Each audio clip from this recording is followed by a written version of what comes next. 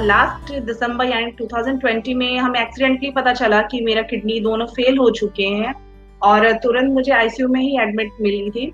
उस टाइम भी तो कोरोना का फर्स्ट वेव था, उस टाइम भी कोरोना खत्म नहीं हुआ था। हालांकि दिसंबर था और उस टाइम हम सारे लाइटली ले रहे थे थोड़े कोरोना को। कुछ लोग जो थे मास्क नहीं लगाते थे उस टाइम भी।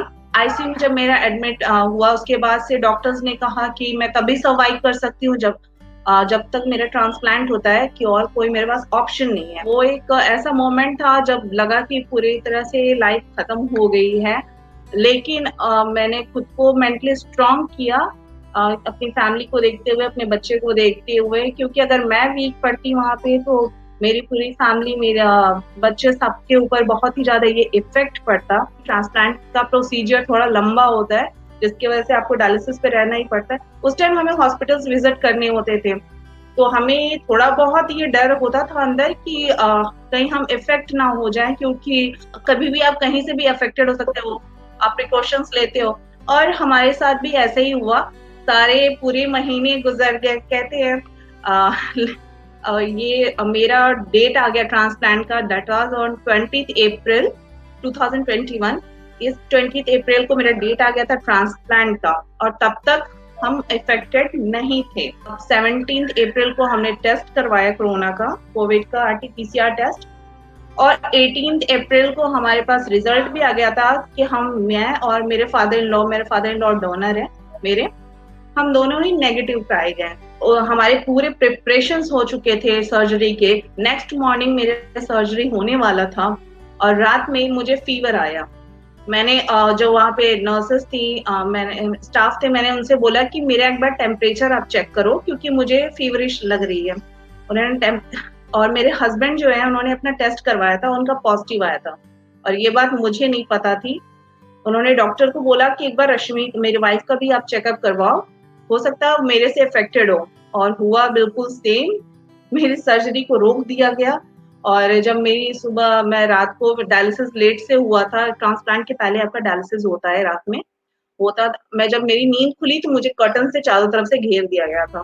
मेरे पास कोई नहीं आ रहा था, कोई स्टाफ नहीं आ रहा था, एंड मेरे फादर इन लॉ के पास वही डॉक्टर्स जा रहे थे, विजिट कर रहे थे, स्टाफ विजिट कर रहे थे, लेकिन मेरे पास कोई विजिट नहीं कर रहा था। मुझे थोड़ा शॉकिंग लगा था उस टाइम कि ये क्या है, मतलब मुझे क्यों इतना इग्नोर किया गया, मुझे रिजल्ट नहीं पता चला था। फिर एक स्टाफ आया एंड उसने फादर इन लॉ को बताया कि आपकी बहू जो है वो पॉजिटिव पाई गई है। आप समझ सकते हो वो मोमेंट मेरे लिए क्या हो सकता है, जिस ट्रांसप्लांट का मैं इतने महीनों से वेट कर रही थी, और जो ट्रांसप्लांट मेरी आज मॉर्निंग में होने वाली है, मुझे ये बताया जा रहा है कि मैं पॉजिटिव हो चुकी हूँ। और मुझे आईसीयू से डिस्चार्ज लेना पड़ा क्योंकि वहां पे और भी ज्यादा पेशेंट्स होते हैं और मेरी वजह से अफेक्ट हो सकते थे। अगर शायद उसी टाइम मैंने अपनी हिम्मत हार गई होती तो आज में जो कोरोना है वो जीत गया होता कहीं मुझसे। क्योंकि वो जो, आप एक नॉर्मल इंसान को जब कोविड हो रहा है तो इज लाइक, लोग बहुत ज्यादा मेंटल प्रेशर ले रहे हैं अपने ऊपर कि अरे मुझे कोरोना हो गया। तो आप समझ सकते हो मेरी कंडीशन क्या हुई होगी जब मुझे हुआ होगा। इट्स लाइक कि अब मुझे कुछ महीनों तक फिर से इंतजार करना पड़ेगा अपने ट्रांसप्लांट के लिए, फिर वही डायलिसिस के दर्द झेलने पड़ेंगे मुझे एंड ऑल। मैंने अपने आप को बहुत ज्यादा स्ट्रांग किया कि नहीं, कुछ भी हो जाए मुझे इन चीजों से ऊपर आना है।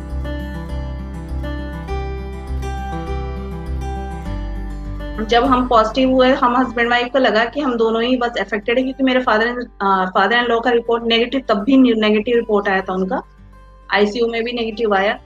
फिर हम दोनों ने होटल में स्टे करने का फैसला किया ताकि हमारे घर वाले अफेक्टेड ना हो।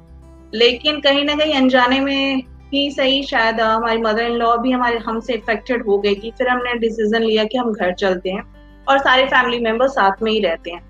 फिर हम घर पे आए एंड हम लोग सेपरेट रूम में रहते थे, मेरी mother in law separate room में रहती थी, फादर इन लॉ, मेरा बच्चा और उनकी बुआ शालिनी सिंह जो है, वो लोग यहाँ रहते थे। एंड दीदी ही खाना पीना सारा हम लोग को बना के देना खिलाना उन्होंने ही किया। और पूरे हमने हार नहीं मानी।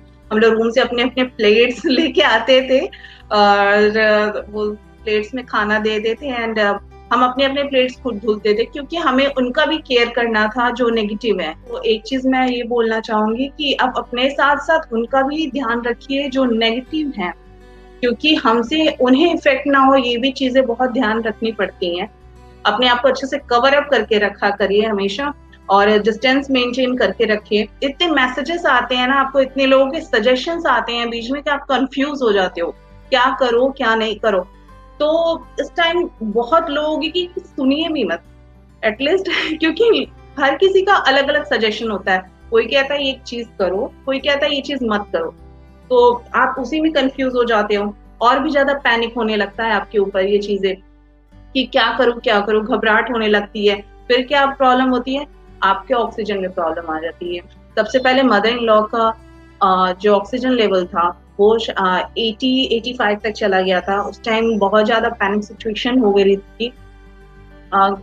तभी हम लोगों ने डिसाइड किया, पहला स्टेप हम लोगों ने लिया कि ऑक्सीजन सिलेंडर की व्यवस्था की, ऑक्सीजन का कैन हमने मंगवाया और इमरजेंसी के लिए लेके रखा उसको, ताकि कभी हॉस्पिटल जाने से पहले एटलीस्ट हम लोग घर पे ही प्रिकॉशन ले सके।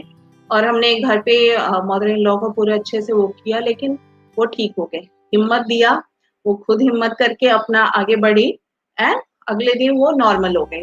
हमारे फादर इन लॉ इफेक्टेड हुए और उनकी कंडीशन थोड़ी वर्स हो गई थी। फादर इन लॉ का 3-4 दिन तक ऑक्सीजन लेवल 70-75 तक आता रहा। हमारे रात रात भर सब लोग सोए नहीं थे, डर के मारे सोते नहीं थे। लेकिन बात वही आती है लास्ट में कि हमने हिम्मत नहीं हारी। फादर इन लॉ को भी सब लोगों ने बहुत सपोर्ट किया, पापा भी खुद से बहुत ज्यादा हिम्मत दिखाई उन्होंने। ऐसी कंडीशन आ गई थी, लोगों ने हमें सजेस्ट करने लगे थे कि आप हॉस्पिटल जाओ, हॉस्पिटल लेके चले जाओ, कितने रिलेटिव्स के फोन आते लगते थे। लेकिन हम लोगों ने किया नहीं, अगर घर पे वो चीजें हो सकती है, कंट्रोल हो सकती है, क्योंकि हॉस्पिटल में जाने पे भी आप अभी कंडीशन आप देख रहे हो, आप अपनों को विजिट नहीं कर सकते हो हॉस्पिटल में। एक बार लेके उन्हें एडमिट करा दिया मतलब आप उनको ना विजिट कर सकते हो, ना आप ये पता लगा सकते हो कि उनका ट्रीटमेंट अच्छे से अंदर चल रहा है कि नहीं चल रहा है, कुछ भी नहीं आपको पता है। एटलीस्ट आपको घर पे जब तक चीजें कंट्रोल में है आपके, आप कर सकते हो। पापा ने भी हिम्मत दिखाई, क्योंकि सबसे मेन इंपॉर्टेंट चीज होती है वो हिम्मत आपके अंदर से आनी चाहिए।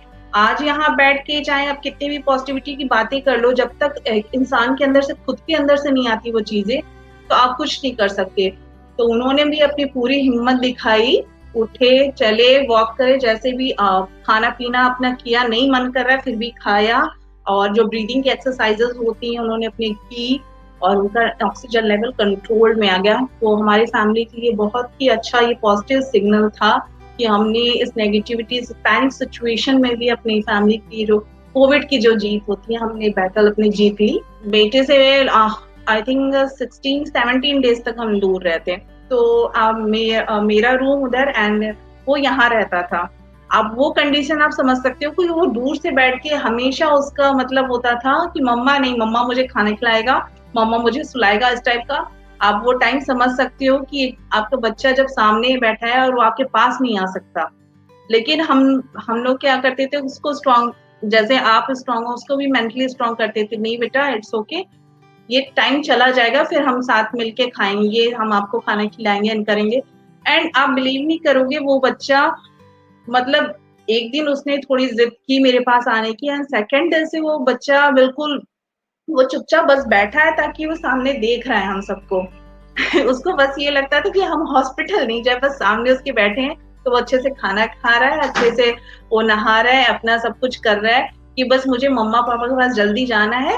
एंड वो जब नहा लेता था तो उसका आदत होता था कि जाके भगवान के सामने हाथ जोड़ के ये कहना, मम्मा को ठीक कर दो, मेरे पापा को ठीक कर दो, बाबा को ठीक कर दो। He used to pray like this कि जल्दी उसे मिलना हो। तो बहुत ज्यादा अच्छा लगता था देख के कि इतना छोटा बच्चा है लेकिन फिर भी एटलीस्ट वो पॉजिटिविटी को ग्रैप्स कर रहा है। किडनी की अगर आपने बात सुनी होगी ट्रांसप्लांट की, तो आपको पता होगा कि ट्रांसप्लांट के बाद जो है, जिसका जो पेशेंट होता है, जिसके ऑपरेशन होता है, उसको क्या 6 महीने के लिए इन्फेक्शन दूर रखना पड़ता है, ताकि लोगों से मिलने नहीं दिया था, ताकि वो इन्फेक्टेड ना हो। ये चीज मेरे साथ भी थी।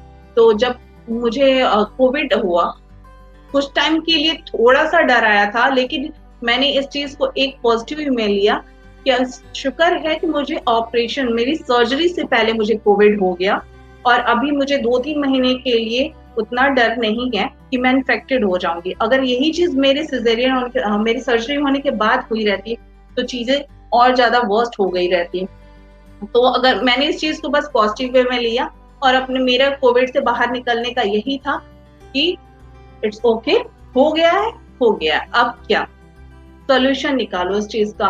क्योंकि अगर मैं उस चीज को लेके बैठूंगी तो शायद यही और औरों की तरह मेरा भी वही होगा कि मेरा भी ऑक्सीजन लेवल कम हो जाएगा एंड मेरी जो कंडीशन है और ज्यादा वर्स्ट हो जाती। लेकिन मैंने ऐसा नहीं किया। सॉल्यूशन निकाला हम सबने और सॉल्यूशन निकल के आपके सामने है। आज मैं बैठी हूँ और बिल्कुल हेल्दी, सही, बस डायलिसिस चल रहा है लेकिन it's okay, everything is fine.